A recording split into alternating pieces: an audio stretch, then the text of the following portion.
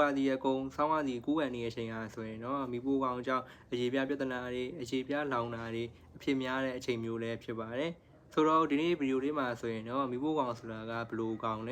လူတွေကိုဘလို့ထိခိုက်စေရလဲမီးဖိုးကောင်တွေကဘယ်အချိန်မှထွက်တက်လဲဘာတွေကြိုက်တယ်လဲဆိုတော့မီးဖိုးကောင်အကြောင်းနဲ့မီးဖိုးကောင်အကြောင်းပြဿနာမဖြစ်အောင်ဘလို့ကောက်ဝယ်လို့ရမလဲဘလို့ကုသလို့ရမလဲဆိုတဲ့အကြောင်းကအပြည့်စုံကိုပြပြသွားမှာပဲဖြစ်ပါတယ်ဗျ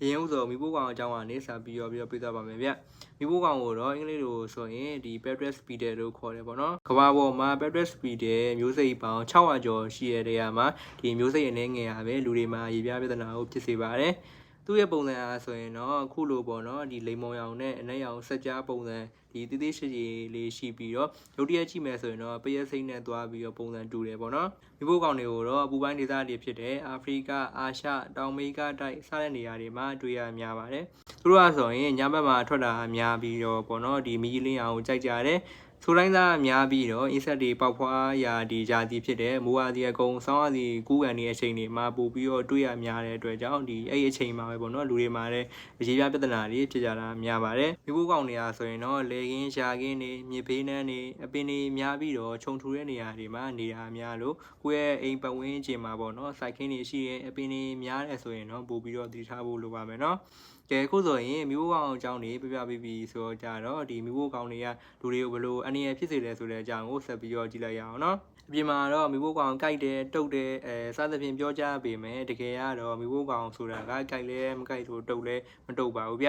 သူ့ရဲ့ဒီခနာကိုကနေထွက်တဲ့ဒီ Patron လို့ခေါ်တဲ့တောက်စင်တစ်မျိုးကြောင်းတာပေါ့နော်သူသွားရလမ်းတစ်လျှောက်မှာဒီအရေးပြားလောင်သွားပြီးတော့ပူဆက်ပူလောင်ဖြစ်တဲ့နားရဲစရည်ဖြစ်လာတာပဲဖြစ်ပါတယ်ကျွန်တော်တို့ဆေးပညာခေါ်ပါဆိုရင်တော့ Paradise Dermatitis လို့ခေါ်ပါတယ်မီးဖိုးကောင်အကြောင်းအရေးပြားလောင်သွားပြီဆိုရင်ဒီ24နာရီအတွင်းမှာကိုယ့်ရဲ့အရေးပြားကနားလာမယ်ရဲလာမယ်ပူဆက်ပူလောင်ဖြစ်လာမယ်ပြီးတော့ဒီအရေးကြီးဘူးတွေထားလာမျိုးတွေဖြစ်လာတတ်ပါတယ်ပုံမှန်ဆိုရင်တော့2ပတ်3ပတ်လောက်ကြာပြီဆိုရင်အဲ့ဒီနေရာကပေါ့နော်သူဒီ6ပြီးတော့ကွာချသွားပြီးတော့ပျောက်သွားတတ်ပါတယ်ဆိုတော့ဒီနောက်တစ်ခုအနေနဲ့ပေါ့နော်မီးဖိုးကောင်အနေနဲ့ကိုဘယ်လိုကောက်ဝဲကြမလဲပေါ့မီးဖိုးကောင်နေဆိုတာကစိုက်ခင်းတွေအပင်တွေမှာနေကြတာမို့ကိုယ့်ရဲ့အိမ်ပတ်ဝန်းကျင်မှာအပင်တွေများနေတဲ့ခြုံတွေထူနေရဆိုရင်အဲ့ဒါတွေကိုရှင်းပြဖို့လိုပါတယ်မီးဖိုးကောင်နေအိမ်ထဲဝင်မလာနိုင်အောင်ကိုယ့်ရဲ့အိမ်ပင်းပေါက်တွေမှာခြံလုံးစကားတထားတာမျိုးညဘက်အိတ်တဲ့အခါမှာဒီခြံအောင်ထောင်ပြီးအိတ်တာမျိုးအင်ကြီးလက်ရှည်ပေါင်းပြီးလက်ရှည်ဝေးပြီးတော့အိတ်တာမျိုး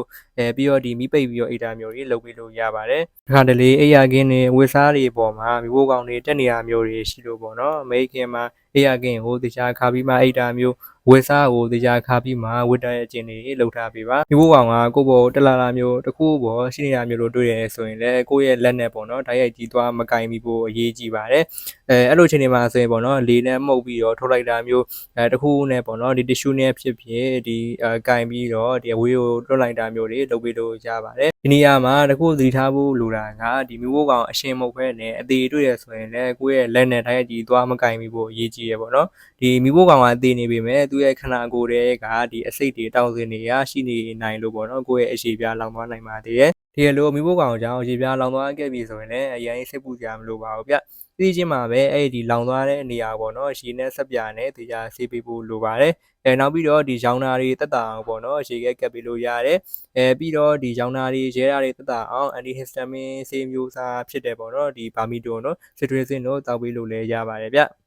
ပြီးတော့ဒီ steroid အပျော်စားတစ်ခုဖြစ်တယ်ပေါ့နော်ဒီ hydrocortisone cream လည်းလိမ့်ပြီးလို့ရပါတယ်အဓိကအရေးကြီးတာကအဲ့ဒီလောင်နေတဲ့ဒီခြေပြားနေရာကိုအတင်းသွားပြီးတော့ကုတ်တာမျိုးဖေးတာမျိုးတွေဒီမလုပ်ဖို့လိုတယ်ပေါ့နော်အဲ့လိုသွားပြီးတော့ဒီကုတ်လိုက်တဲ့ဖေးလိုက်တဲ့အခါကျမှအဲ့နေရာကနေပတိယာပိုးတွေဝင်သွားနိုင်လို့ပါဆိုတော့နောက်ဆုံးတစ်ခုအနေနဲ့မီးဖိုးကောင်ကအသက်အန္တရာယ်ထိခိုက်တဲ့အထိဖြစ်စေနိုင်လားပေါ့နော်အသက်အန္တရာယ်ထိခိုက်တဲ့အထိတော့မဖြစ်စေနိုင်ပါဘူးပုံမှန်ဆိုရင်တော့ဒီဆေးရုံဆေးကန်းတော့ပြကြမလို့ပဲနဲ့ပေါ့နော်ဒီကိုယ့်ရဲ့ဒီအရေးပြားနေရာတို့ဒီသက်ရှင်းထားမယ်ကုတ်တာမျိုးတွေဖက်ရမျိုးလည်းမလုပ်ဘူးဆိုရင်2ပတ်3ပတ်လောက်ကြာရင်သူကွာကြပြီးတော့ပျောက်သွားလေးရှိရပေါ့နော်ဒါပေမဲ့ဒီအရေးပြားလောင်တဲ့နေရာကအကြီးဖြစ်နေတဲ့ဟိုမှာဒီမျက်နှာနေရာမှာဒီမျက်စိတဝိုက်နေရာမှာဖြစ်တယ်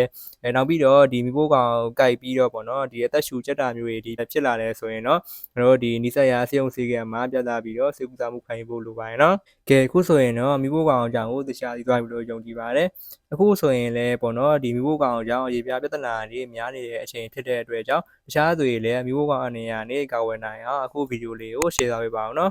ကဲအဲ့ဆိုရင်ဒီနောက်လောက်ပါပဲ နောက်နေ့ဒီမှာလည်းပို့ပြီးတော့စိတ်ဝင်စားဖို့ကောင်းတယ်ကျမရဲ့ဘူးတူတာတွေနဲ့အတူပြန်လာခဲ့ပါမယ်နော်